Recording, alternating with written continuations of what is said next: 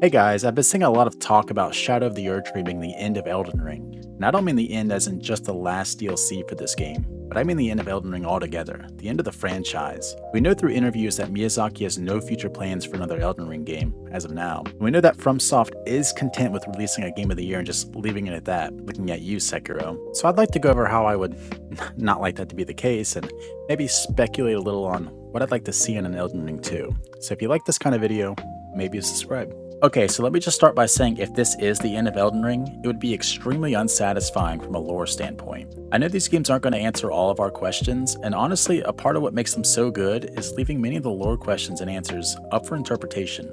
But Elden Ring is a bit different than FromSoft's other games when it comes to lore, where things are a bit more laid out and set in stone. I feel like many of the characters and stories in Elden Ring aren't just left vague for us to try and piece together though, but are just straight up ignored or unfinished. Melina and the Glow-Eyed Queen, for example. I feel like Shadow of the Erdtree would have been a great setting for a little more lore on Melina and her origins, which I guess we got a bit of with Mesmer, but nothing from Melina herself. Another example for me would be Torrent. We saw through a bit of promotional art that Miquella was riding Torrent, or perhaps just another of whatever Torrent's species is, but you would think through that picture we were getting a hint of where exactly Torrent came from, and his connection to Miquella. But I don't recall getting anything about Torrent in the DLC, other than he's scared of the Frenzied Flame, and some connection to spirits and possibly the Horn set, although I think we had already assumed some of that from the base game.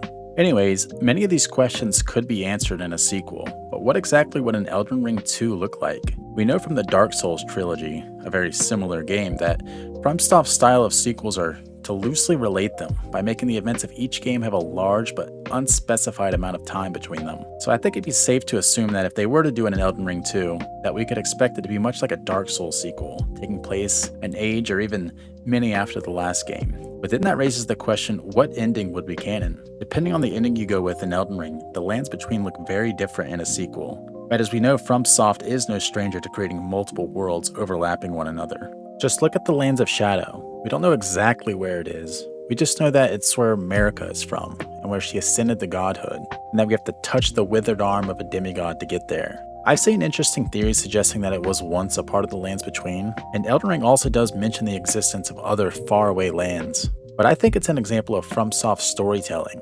overlapping worlds and jumbling time together, just like many of its other games. So imagine another Elden Ring game that made all of the endings canon. I could see a Bloodborne-style hub world where you can be transported to different realms, each representing the mending runes you can use at the end of Elden Ring. Imagine a realm of frenzied flame, melting away everything around you with a glow-eyed woman hunting its lord, or a realm guided by the stars that runs on magic and technology, or even a realm of perfected order with great cities built and expanded as far as the eye can see. A game like this could answer many lingering questions we have on the lore of Elden Ring, while also being free to do its own thing. But then again, this is just my personal copium and speculation.